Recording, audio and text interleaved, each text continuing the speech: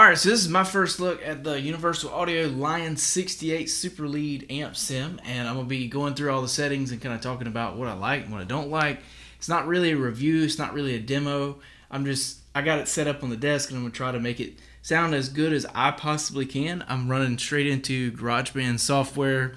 No EQ. After I listen back to everything, I may put a high pass at 100 hertz. But I may not, because I think this pedal sounds really good going straight in with a flat EQ. So anyway, right now I got everything at noon, and here's what it sounds like.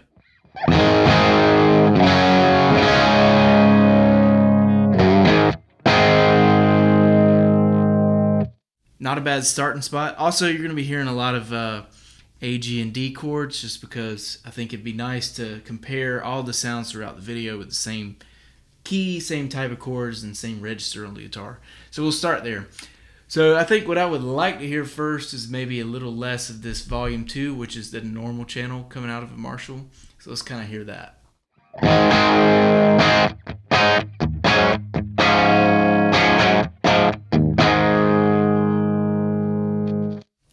I could use a little more gain, so we're going to turn up volume 1.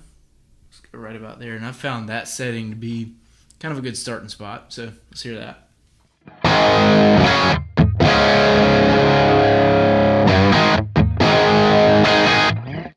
So now you can really tell it's starting to become a Marshall all of a sudden. Now let's hop down to the EQ and let's see if we can get a little more bite out of that.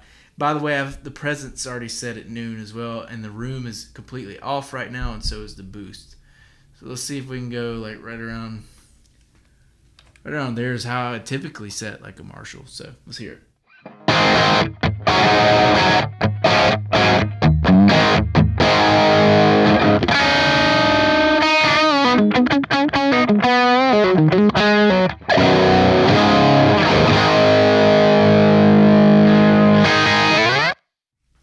I'm not gonna lie, that was only a couple knobs that I twisted, and I feel like we are in the ballpark for sure. So let's roll through some of these amp models. We have a super bass up top. Let's hear that. Actually, I'll A-B it. I'll flick it on halfway through.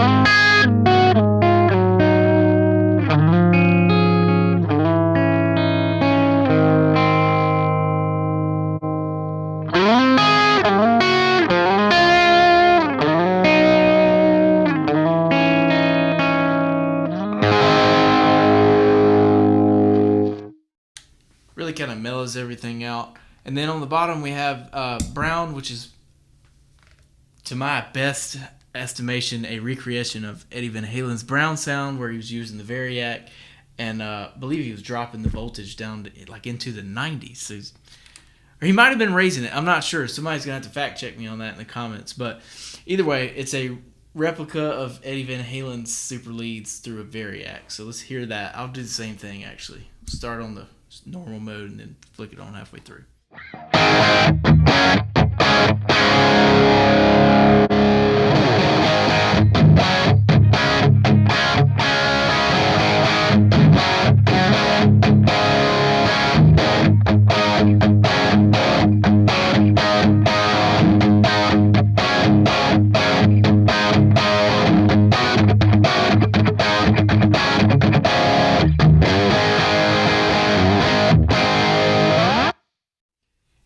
I like that. It's a little, like, the only way I can describe that is it feels like it's sagging under the strings. Which is not a bad thing. I feel like if you're really going to rip it up and doing more fast solos than bluesier stuff, that might be an awesome setting for you.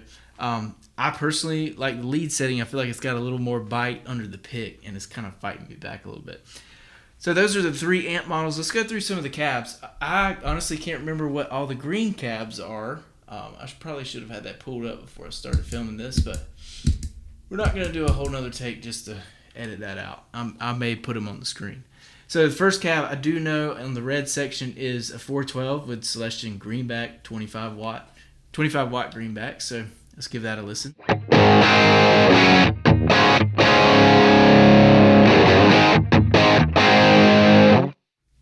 Sounds pretty accurate to me. Then it goes to Celestion Greenback 30-watt speakers, also 412, I believe.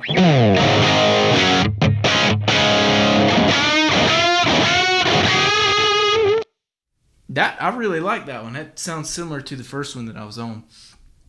This one I know is a combination, like an X pattern combination in a 412 of JBL D120s, I believe, and then Celestion Greenbacks as well. So this would have been something very similar to what Dwayne Allman was playing in the Allman Brothers. And then he used super basses. His were 50 watters though, the 1986. So this is kind of what Dwayne would have been running with his cabs, half open back, 412. I assume that's what they're trying to recreate, but either way, here's what it sounds like.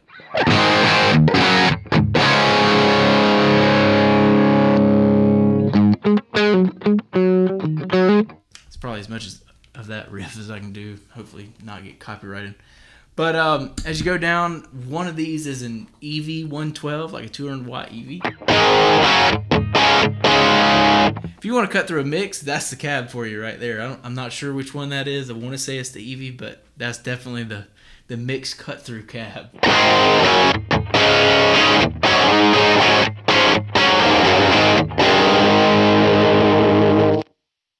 Go down one. Don't know what we're getting here. Not one that I would use. And then my favorite is this third green one, it sounds very similar to I actually had a real early 70s basket weave Marshall with 4 Celestion blackbacks in it, and one of them was replaced with a Celestion creamback. And this cab to me sounds almost identical to what that cab was. So I'm going to roll with that for now.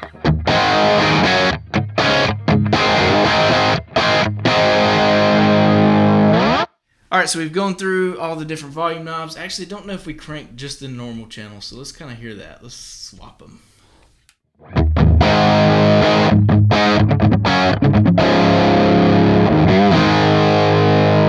Let's do maybe both of them up.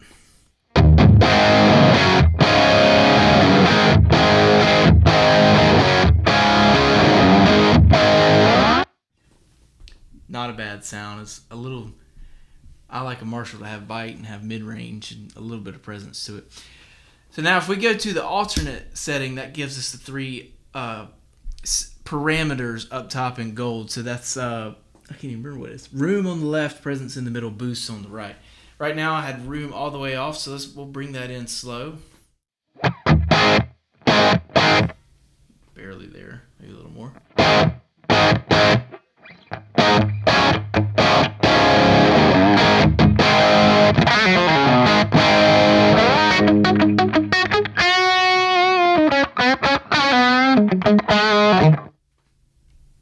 Nice amount. Let's do lunchtime o'clock. Kind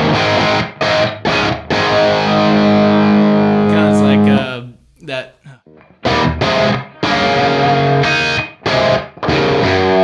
That kind of thing,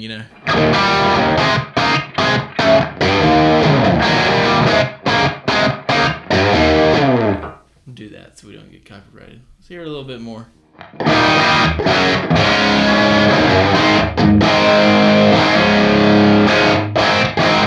See, that starts to get a little muddy.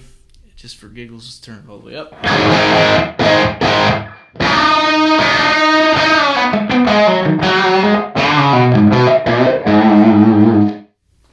I kind of wish they had maybe modeled or put a bigger model room in there instead of, it sounds like it's kind of a small room or like a little reverb chamber at a studio or something like that. Definitely not bad to give you a little bit, so I think we'd probably leave it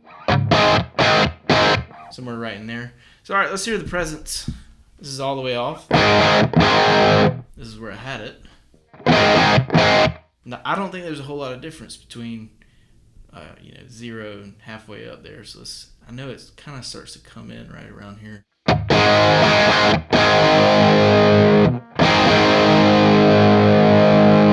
Right there is kind of where it comes in.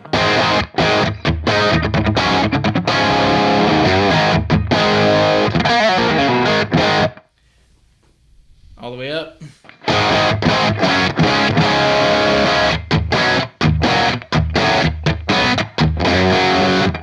Not terrible, a little too much fizz for me. I think we'll leave it right about there. And then the boost. So this is no boost.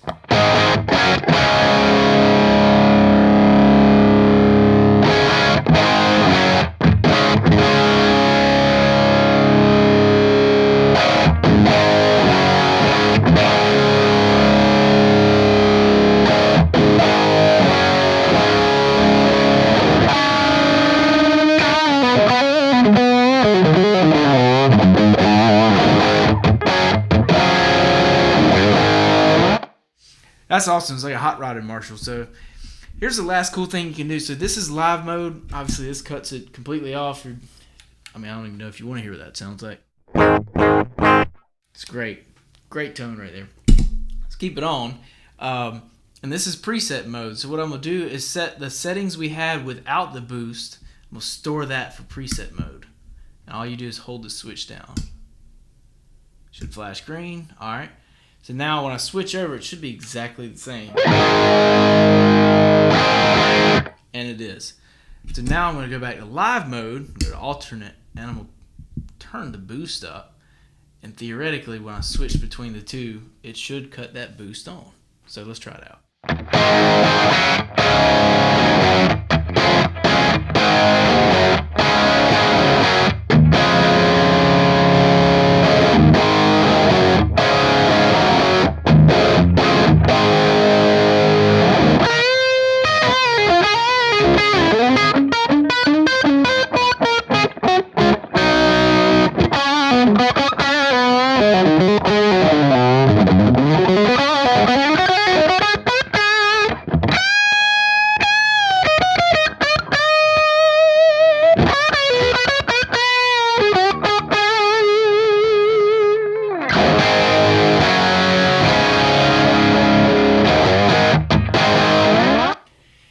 That's about as many good tones as I can get out of it. I've been gigging this for about 3 shows now. I took it out and tried it out straight into the PA. I've got a little wedge. I run one line out straight to the back of the wedge so I can control my volume, and then the other half I run into a DI and then straight into the house so the sound guy can control it from his end. But so far I've loved it. I kind of wish it had a spring reverb, but that's just me saying that because I've always been a Fender guy and I'm so used to that.